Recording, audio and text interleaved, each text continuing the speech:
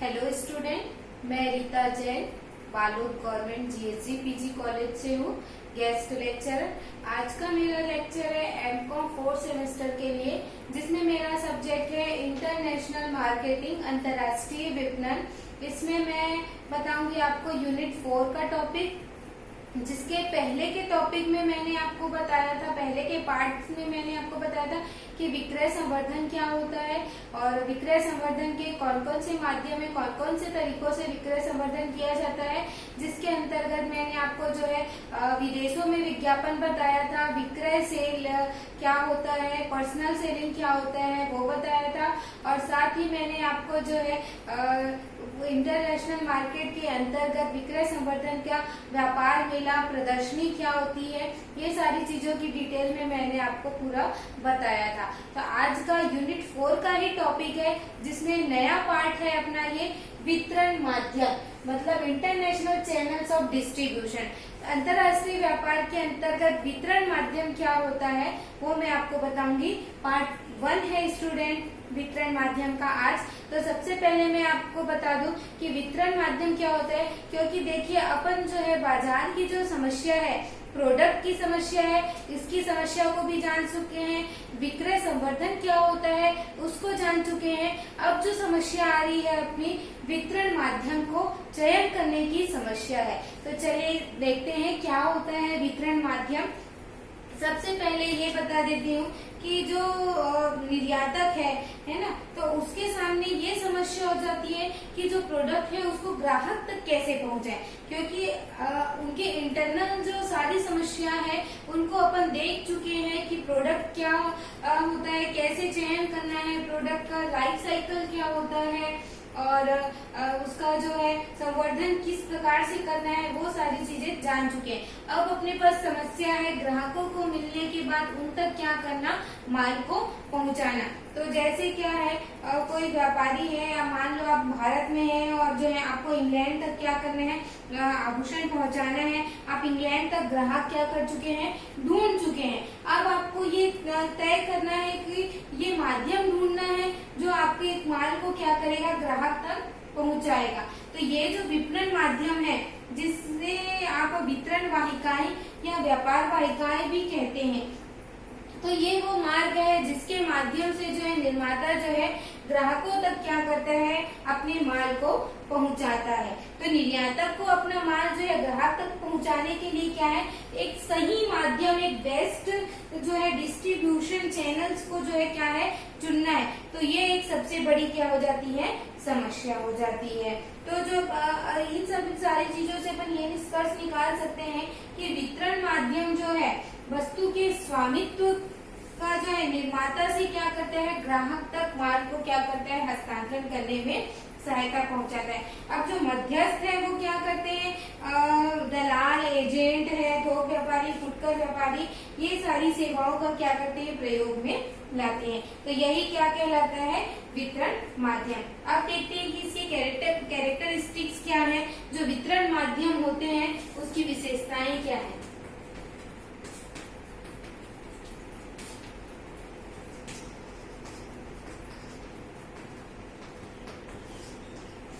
सबसे पहली विशेषता है ये ग्राहक और जो निर्माता है उनके बीच की कड़ी है, ये इनको जोड़ने वाली क्या है, कड़ी है।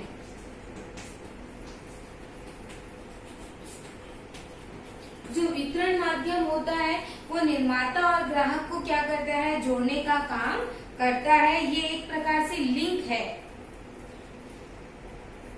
अब देखिए दूसरा इसकी विशेषता है मध्यस्थों की भूमिका।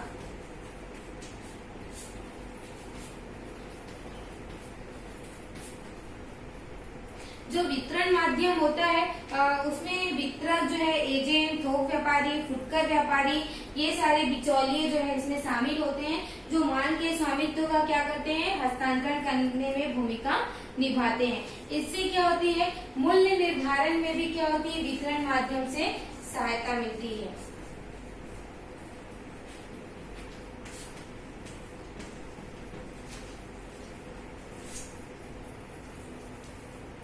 वितरण माध्यम से क्या होता है, बाजार की परिस्थिति है उसके बारे में जानकारी होती है, तो उसके अनुसार से क्या होता है, मूल्य का निर्धारण किया जाता है। साथ ही साथ विज्ञापन में भी सहायता मिलती है, क्योंकि अगर निर्माता जो है वो अगर विज्ञापन नहीं करता है तो जो उसके चैनल से वो क्या करते हैं, एडवर्टाइजमेंट करके क्या करते हैं, इनकी सहायता करते हैं। साथ ही जो माध्यम होते हैं वही क्या करते हैं, विक्रय पश्चात क्या करते हैं, सेवा।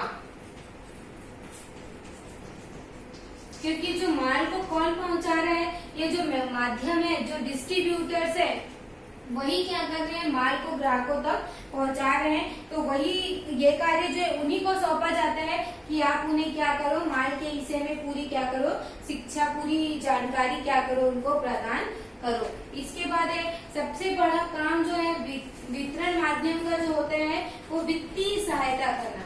ये देखिए ये कैसी वित्तीय सहायता होती है। जो वितरण माध्यम होते हैं वो वित्तीय सहायता किस प्रकार से करते हैं, जैसे मान लो निर्माता है, अब उनको प्रोडक्ट का निर्माण करना है तो पूंजी की आवश्यकता पड़ेगी। तो जो वितरण माध्यम होते हैं, जो थोक व्यापारी वो होते हैं, वो उनको क्या करते हैं, एडवांस में क्या करते हैं, पेमेंट करते हैं। माल का जब ऑर्डर देते हैं तो उसी टाइम वो एडवांस में कुछ राशि क्या करते हैं, उनको दे देते हैं, जिससे निर्माताओं को की पूंजी की जो पूर्ति है वो हो जाती है। इस प्रकार से जो उनकी सहायता वित्तीय माध्यम से क्या करते हैं, वो पूरी करते हैं। तो वितरण माध्यम जो है वो एक वित्तीय सहायता देने में क्या करते हैं, बहुत बड़ी भूमिका निभाता है। साथ ही ये क्या करते हैं, मध्यस्थों द्वारा माल के रूप में अगर परिवर्तन है,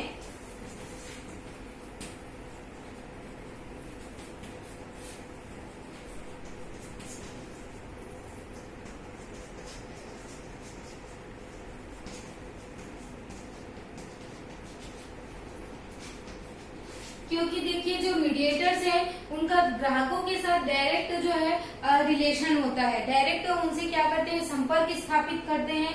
तो जो ग्राहक है वो माल के बारे में कुछ न कुछ एडवाइस देते हैं कि माल ऐसा है या ऐसा होना चाहिए या ऐसा रहता तो अच्छा रहता।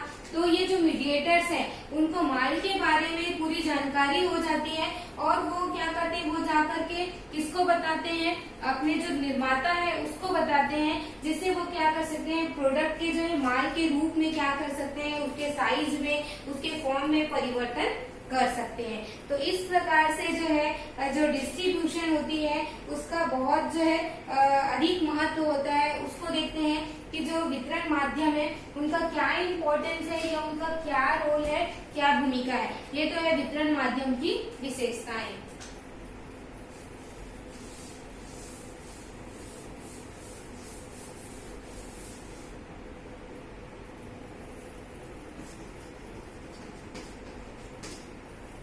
तो सबसे पहले जो वितरण माध्यम है ना, उसकी महत्वपूर्ण भूमिका होती है अंतर्राष्ट्रीय व्यापार के अंतर्गत। घरेलू व्यापार के अंतर्गत तो होती ही होती है, साथ ही इंटरनेशनल मार्केट के अंतर्गत इनकी बहुत महत्वपूर्ण भूमिका होती है। क्योंकि ये कहना अतिशयोक्ति नहीं होगी कि उनके सहयोग के बिना जो है अंतर्राष्ट्रीय व्यापार चलाना क्या है, असंभव है, मतलब अनबिलीवेबल है। अपन ये नहीं सोच सकते कि वितरण माध्यम के बिना क्या करें, अंतर्राष्ट्रीय व्यापार करें। उनको मध्यस्थों की आवश्यकता तो पड़ेगी ही पड़ेगी। तो अंतर्राष्ट्रीय विपणन के अंतर्गत जो वितरण माध्यम का क्या महत्व है ये देखते हैं। सबसे पहला महत्व है माध्यमों का ग्राहक ढूंढने में सहायता।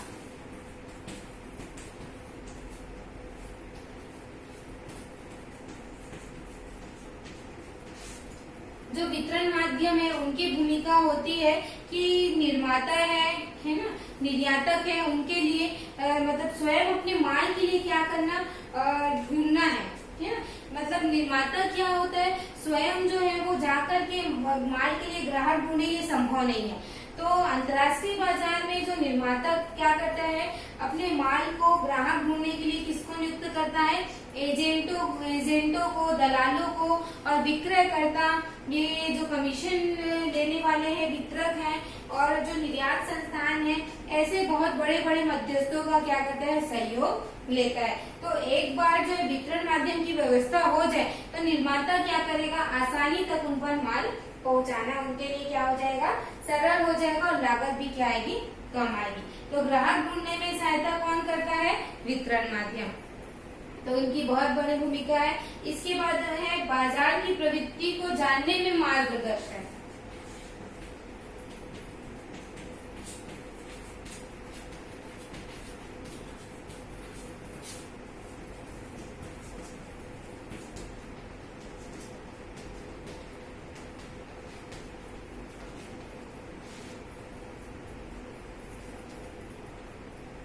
क्योंकि देखिए मध्यस्थ जो होते हैं ग्राहक और बाजारों के बीच के पार्ट होते हैं, है ना। तो वो निर्माताओं और निर्यातकों को, उपभोक्ताओं को, यानी उनकी रुचि को, उनकी पसंद नापसंद को, उनकी शिकायतों के विषय में क्या करते हैं, वो सटीक जानकारी ले लेते हैं। उसके बाद वो निर्यातकों को या निर्माताओं को क्या करते हैं, उसकी जानकारी देते हैं। क्योंकि अंतर्राष्ट्रीय बाजार तक जो है निर्यातक की सीधी पहुंच जो है वो नहीं पहुंच पाती है। तो ऐसी स्थिति में जो है वितरण माध्यम का महत्व क्या हो जाता है, और बढ़ जाता है। तो मध्यस्थ जो होते हैं वो निर्यातक को प्रतिस्पर्धा और माल की मांग के विषय में क्या करती है, पूरी जानकारी समय समय पर क्या करते हैं, देते रहते हैं। तो बाजार में क्या चल रहा है, क्या प्रवृत्ति है, क्या ट्रेंड है, ये इन सारी चीजों के बारे में जो है निर्माता है उसको पूरी जानकारी हो जाती है। इसके साथ ही वो उनकी क्या करते हैं, फाइनेंशियल हेल्प भी करते हैं। अभी मैंने आपको इसकी विशेषता में बताया था। तो इससे क्या होती है, उनको वित्तीय सहायता में भी क्या पहुंचती है, लाभ पहुंचती है वितरण माध्यम का। तो कई बार क्या होता है, जब मध्यस्थ माल का आदेश देते हैं तो कुछ राशि क्या कर लेते हैं, एडवांस में वसूल कर लेते हैं, जिससे निर्यातक को क्या मिल जाती है, वित्तीय सहायता मिल जाती है। अब विदेशी व्यापार में जो आयातक है ना, वो क्या करते हैं, स्वामित्व जहाजी बिल्टी के द्वारा क्या करते हैं, विनिमय पत्र को स्वीकार करते हैं। तो ऐसे बिलों की जो कुछ अवधि पश्चात क्या रहती है, शेष रहती है, लेकिन निर्यातक उन्हें बैंक से क्या करते हैं, बट्टे में उसको भुना करके तुरंत होकर वसूल कर सकते हैं। तो कई बार जो निर्माता है, ये निर्यातक है, मध्यस्थों से क्या करते हैं, नगद राशि क्या करते हैं, जमा करने को भी कह देते हैं, जिससे उनको रोकड़ क्या हो जाता है, प्राप्त हो जाता है। फिर भले उनको बाद में क्या मिलता रहे, वो राशि मिलती रहे। तो इस प्रकार से फाइनेंशियल हेल्प करते हैं जो वितरण माध्यम है। साथ ही साथ संवर्धन कार्य में भी सहायता करते हैं।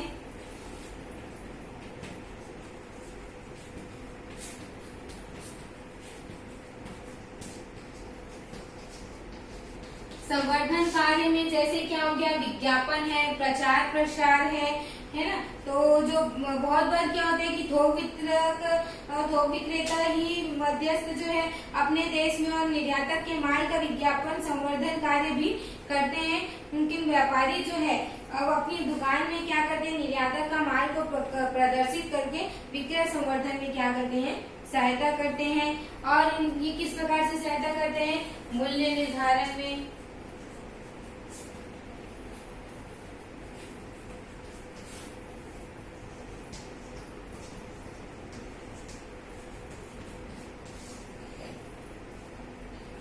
जो वितरण माध्यम होते हैं वो थोक व्यापारी है ना, थोक व्यापारी वितरक से जो मध्यस्थ है वो विदेशी बाजार और ग्राहकों के बीच होते हैं। तो बहुत बार क्या होता है, जो निर्माता निर्यातक अपने प्रोडक्ट के मूल्य के निर्धारण में क्या करते हैं, उनसे सहायता लेते हैं कि प्रोडक्ट उस रेट पर जो है ग्राहक उसको खरीदने के इच्छुक है या नहीं, या उनका क्या रिएक्शन हो रहा है, क्या वो रिएक्ट कर रहे हैं प्राइस को लेकर के।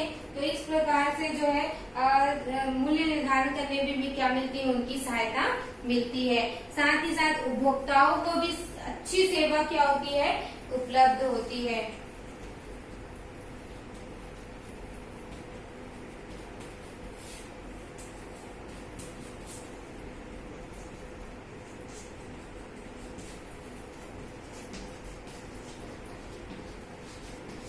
देखिए यहाँ तक ये जो लाभ था, जहाँ तक का जो महत्व था किसके लिए था? निर्माताओं के लिए था, उत्पादकों के लिए था। उनको वित्तीय सहायता मिलना, बाजार की जानकारी मिलना, ग्राहक खोजना, संवर्धन कार्य, मूल्य निर्धारण। लेकिन ये जो पॉइंट है वो किसके लिए महत्वपूर्ण है?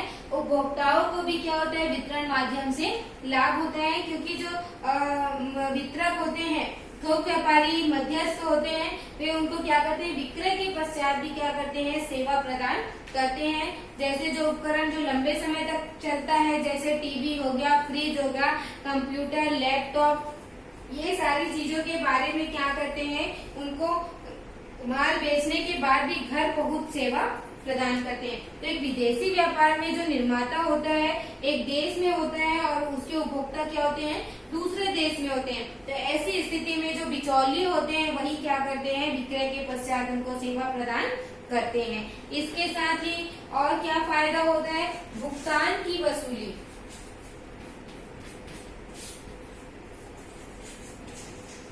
ग्राहकों से जो वसूली करना है पेमेंट की, तो ये जो वसूली है वो किससे? जब माल जो है मध्यस्थों के माध्यम से बेचा जाता है तो फुटकर व्यापारी क्या करेंगे? उनकी मूल्य की वसूली करते हैं। और निर्यातक को फिर इस विषय में क्या है? ज्यादा चिंता करने की आवश्यकता नहीं होती, क्योंकि माल कौन बेच रहा है? फुटकर व्यापारी बेच रहे हैं। उनको अपने रुपए से क्या रहता है? मतलब रहता है। इसके साथ ही जो है निर्माता को जो है स्वयं माल ले जाने की जिम्मेदारी भी नहीं उठानी पड़ती।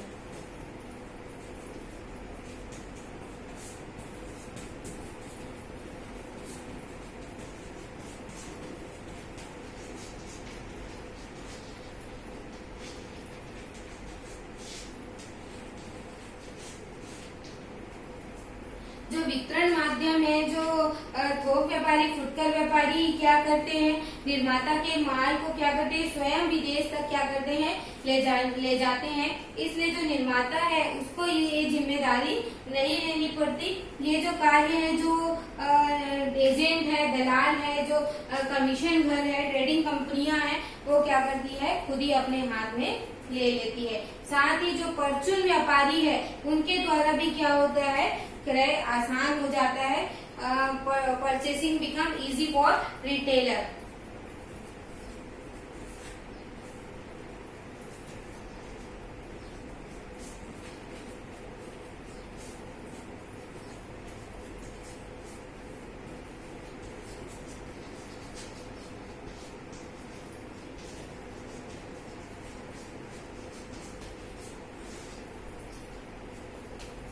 मतलब जो यदि जो है माल जो है विदेश में जो है थोक व्यापारी मौजूद हो, तो फिर वहाँ के जो फुटकर व्यापारी है उनको भी निर्माता का जो माल है उनसे उनको संपर्क बनाने की आवश्यकता नहीं पड़ती, और थोक व्यापारी से ही क्या करते हैं? वो माल को खरीद लेते हैं और वे अपने देश में स्थित जो बिचौलिए हैं उनको क्या करते हैं? माल बेच देते हैं। तो इस व्यवस्था में क्या होता है? जो निर्यातक भी जो है अपने फुटकर व्यापारी से भी क्या है? व्यवहार करने के झंझट से बच जाते हैं, जिससे उनके वितरण करने की लागत में क्या आती है? कमी आती है। तो स्टूडेंट, ये जो वितरण माध्यम का महत्व है ये उपभोक्ताओं के लिए भी है, साथ ही साथ जो है जो फुटकर व्यापारी है उनके लिए भी है, और जो निर्माता है उनको तो इनसे क्या मिलती है? सहायता मिलती ही है। अब देखते हैं ये जो वितरण माध्यम होता है ना, जो अंतर्राष्ट्रीय व्यापार के अंतर्गत वितरण माध्यम होता है वो उसका महत्व और विशेषता तो जान ही चुके हैं, लेकिन आज के वितरण माध्यम में जो प्रयोग किया जा रहा है आधुनिक प्रवृत्तियों के अंतर्गत उनके स्तर कितने हैं, है ना? तो जो स्तर है वो मतलब चैनल का लेवल कितना है, जो एक निर्माता है वो उपभोक्ताओं तक माल पहुंचाने की प्रक्रिया में उनके बीच में कितने मध्यस्थ आते हैं, उनका लेवल कितना है वो देखते हैं।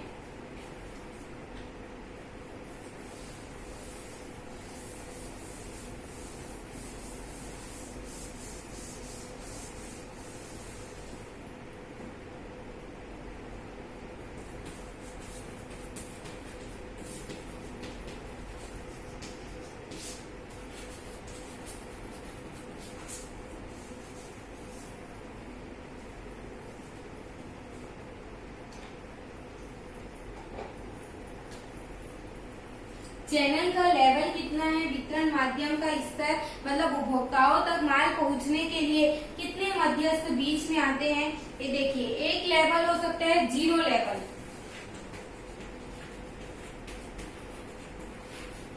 जीरो लेवल मतलब शून्य स्तर हो सकता है।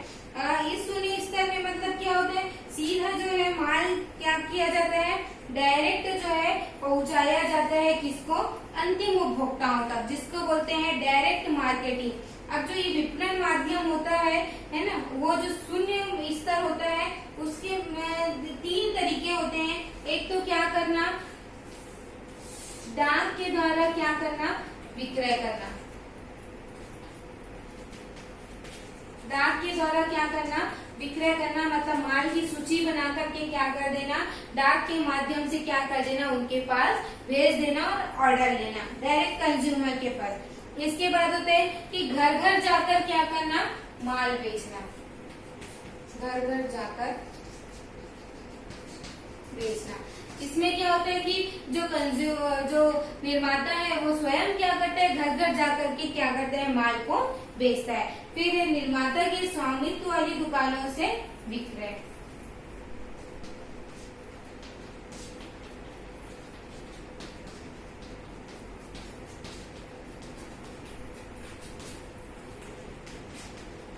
मतलब जो निर्माता का दुकान है वहां पर क्या करना, प्रोडक्ट को रख के क्या करना, माल का सेल करना।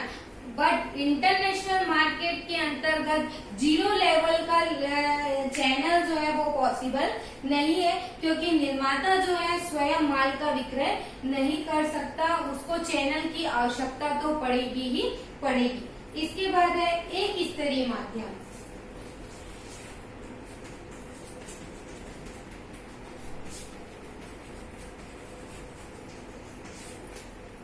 एक स्तरीय माध्यम में मतलब 1 लेवल है। इस व्यवस्था में क्या होता है, निर्माता जो है और अंतिम उपभोक्ताओं के बीच केवल क्या आता है, एक मध्य अवस्था आता है। जैसे फुटकर व्यापारी को क्या करते हैं, माल बेचते हैं। निर्माता किसको माल बेचेगा, फुटकर व्यापारी। फुटकर व्यापारी किसको बेचेंगे, उपभोक्ता को। तो केवल कितना आएगा, एक लेवल। इसके बाद तीसरा लेवल आता है द्विस्तरीय। द्विस्तरीय माध्यम है जिसके अंतर्गत 2 लेवल चैनल। इसमें क्या होता है, निर्माता से अंतिम उपभोक्ता तक माल पहुंचने के लिए कौन आते हैं, 3 आते हैं मध्यस्थ। एक तो निर्माता होगा, दूसरा होगा थोक व्यापारी। थोक व्यापारी किसको बेचेगा, फुटकर व्यापारी। और फुटकर व्यापारी से माल किसके पास जाएगा, उपभोक्ता के पास। तो इसमें 4 व्यक्ति आएंगे, निर्माता, थोक व्यापारी, फुटकर व्यापारी और कंज्यूमर। इसके बाद आता है त्रिस्तरीय माध्यम।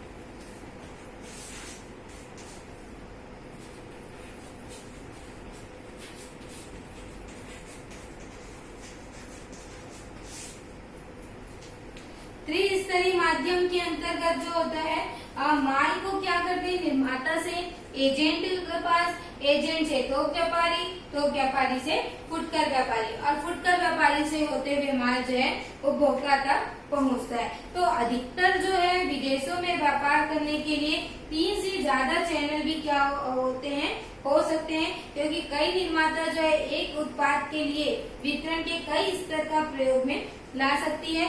तो वो 0 लेवल भी हो सकता है, 1 लेवल, 2 लेवल एंड 3 लेवल भी उसके हो सकते हैं।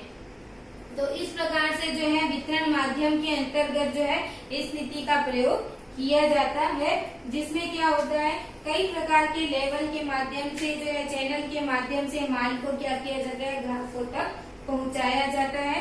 तो जो बड़ी बड़ी कंपनियां होती है, वो जिनके ब्रांड होते हैं, जिनके ट्रेडमार्क होते हैं, वो डायरेक्ट 0 लेवल से भी क्या कर सकती है, माल का सेल कर सकती है। परंतु इंटरनेशनल मार्केट के अंतर्गत जो है त्रिस्तरीय माध्यम का प्रयोग ज्यादातर किया जाता है, क्योंकि इन दशाओं में जो है प्रणाली क्या हो जाती है, प्रोडक्ट का मूल्य जो है अधिक मूल्य वाला हो, या प्रोडक्ट का जो जीवन काल है वो छोटा हो, या उसमें मरम्मत की आवश्यकता है, सेवा की आवश्यकता है। तो ऐसे कंडीशन में जो है मध्यस्थों का जो स्तर है, लेवल है, वो क्या होना चाहिए, ज्यादा होना चाहिए, ताकि माल की जो बिक्री क्या हो जाए, बढ़ सके। तो स्टूडेंट, आज का जो लेक्चर था वो वितरण माध्यम के ऊपर था। जिसमें मैंने आपको जो है वितरण माध्यम के लेवल बताए हैं, उसका महत्व बताया है और उसके साथ ही जो है उसकी विशेषताओं के भी बताया है कि इंटरनेशनल मार्केट के अंतर्गत जो है वितरण माध्यम होता है उसकी क्या भूमिका होती है। अब देखिए अपन ये देखते हैं कि जो वितरण माध्यम होता है उसके अंतर्गत जो नीति बनाई जाती है, जो अप्रोच किया जाता है, वो कौन सी नीति है। देखिए निर्यात माध्यम नीति में मतलब ये होता है कि जो विदेशी बाजारों में प्रवेश करने और वहाँ कार्य करने के लिए जो है निर्माता को क्या रणनीति अपनानी चाहिए। अगर विदेशी बाजार में प्रवेश करना है तो उसमें कार्य करने के लिए उनके पास मेन 3 धारणाएं होती है। एक तो गुरुत्व धारणा, दूसरा कर्षण धारणा और तीसरा धकेलने की धारणा।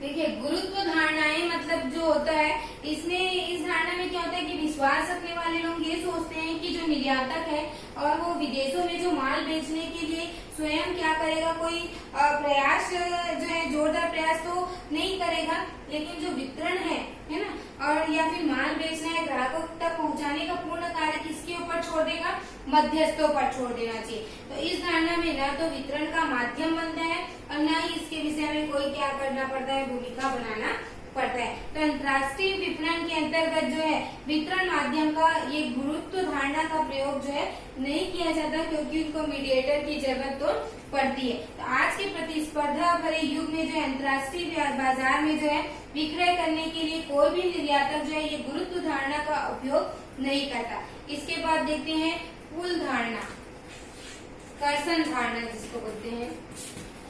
ये जो बना रहे हैं अपन स्ट्रेटेजी बना रहे हैं चैनल्स के लिए इंटरनेशनल मार्केट के अंतर्गत। तो इस धारणा को अपनाने वाला जो निर्यातक है वो मध्यस्थों को क्या करेगा, अपनी ओर आकर्षित करेगा। इस धारणा के अनुसार जो निर्यातक है वो निर्यात प्रोत्साहन कार्यक्रम बनाते हैं तथा बाजार के संबंधी जितने लक्ष्य हैं उसको क्या करते हैं, निर्धारित करते हैं और संवर्धन प्रचार के लिए जो है अपने प्रोडक्ट के विषय में जो है ग्राहकों को क्या करते हैं, जानकारी देते हैं। उनका उद्देश्य क्या करना होता है, विज्ञापन करना और ग्राहकों के मस्तिष्क में क्या करना, प्रोडक्ट के लिए जो है मांग उत्पन्न करना होता है। तो जो मध्यस्थ होते हैं वो ग्राहकों की मांग की पूर्ति करने के लिए क्या करते हैं, खुद ही निर्यातक से क्या करते हैं, माल खरीदना शुरू कर देते हैं। इसके बाद जो कर्षण धारणा में जो निर्यातक मध्यस्थों के पास नहीं जाता बल्कि मध्यस्थ स्वयं ही क्या करता है, उनकी ओर आकर्षित होता है। तो ये जो कर्षण धारणा है वो बहुत बड़ी अट्रैक्टिव धारणा है, विवेकपूर्ण है, कि परंतु उसको क्या है व्यवहार में लाना क्या है, पॉसिबल नहीं है, क्योंकि निर्यातक को इसमें क्या है, ज्यादा मात्रा में जो है खर्च करना पड़ेगा और उत्पाद की मांग भी हो, ऐसा संभव नहीं है कि निर्यातक जो है उसको यानी प्रतीक्षा करनी पड़ेगी निर्माता को कि अब जो है मध्यस्थ आएंगे, माल खरीदे मध्यस्थ आएंगे, तो ये पॉसिबल नहीं है। और छोटे और मध्यम आकार के जो निर्यातक है उन लोग के लिए तो ये और भी पॉसिबल नहीं है। देखने में सुनने में ही ये केवल क्या लग रही है, अच्छी लग रही है, परंतु वास्तव में ये उतनी अच्छी नहीं है। इसके बाद होता है धकेलने की क्रिया, धकेलने की धारणा।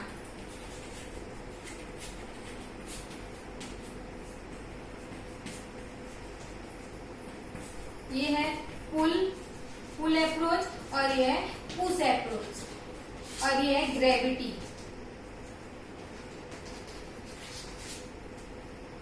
देखिए जो धकेलने की धारणा है इसमें ये विश्वास रखने वाले सोचते हैं कि जो निर्यातक है वो स्वयं क्या करेंगे, वितरण का माध्यम बन जाते हैं, मतलब वो डायरेक्ट क्या करते हैं, निर्यात करना चाहते हैं। तो इस माध्यम में जो है, इस व्यवस्था में जो क्या होता है, निर्यातक है वितरण माध्यम पर जो है प्रभावी नियंत्रण रख के बाजार का क्या बन जाता है, खुद ही लीडर बन जाता है। तो निर्यात माध्यम में ये जो तीन नीतियां हैं, तो इन तीनों नीतियों में आप बताएंगे कि सर्वश्रेष्ठ नीति जो है कौन सी है, गुरुत्व धारणा या कर्षण धारणा या धकेलने की धारणा। ये जो है माध्यम चयन करने की धारणा है कि कौन से माध्यम जो है उनको चयन करना चाहिए। गुरुत्व धारणा में क्या होता है कि माल बेचने के लिए कोई कोई प्रयास नहीं करता। वो सोचते हैं कि डायरेक्ट जो है मध्यस्थों के ऊपर क्या कर देते हैं, छोड़ देते हैं, वो खरीदेंगे, ले जाएंगे और माल को क्या करेंगे, उपभोक्ता तक पहुंचाएंगे। कर्सन में क्या किया जाता है, जो है स्वयं एडवर्टाइजमेंट कराते हैं और जो सोचते हैं कि मध्यस्थ एडवर्टाइजमेंट को देख के आएंगे, खरीदेंगे माल को। और तीसरी जो धारणा है, धकेलने की धारणा है, इसमें ये सोचते हैं कि स्वयं जो है उनको क्या कर लेना चाहिए, वितरण का माध्यम बन जाना चाहिए, उनको डायरेक्ट जो है क्या है, निर्यात करना चाहिए। तो जो तीनों माध्यम में से सबसे बेस्ट माध्यम कौन सा है, धकेलने की धारणा जो है वो सबसे उपयुक्त और सही है, क्योंकि ये दोनों धारणा है वो क्या है, सिर्फ व्यवहार के लिए है। लेकिन इस धारणा का जो व्यय जो आता है उसको सहन करना छोटे निर्यातक के लिए सही नहीं है।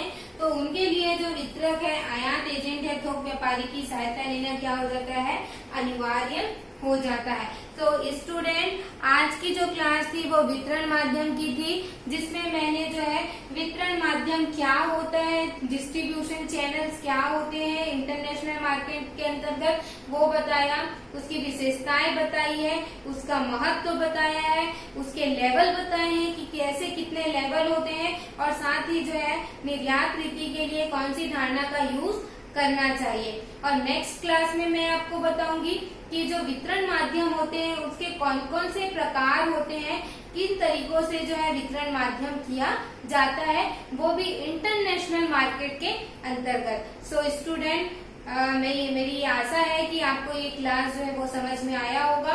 कुछ भी अगर दिक्कत जाता है तो मुझे कमेंट करेंगे, नेक्स्ट लेक्चर में मैं आपको वो क्लियर कर दूंगी आपका डाउट। सो मेरे इस लेक्चर को लाइक करें और अपने दोस्तों के साथ भी शेयर करें। Thank you.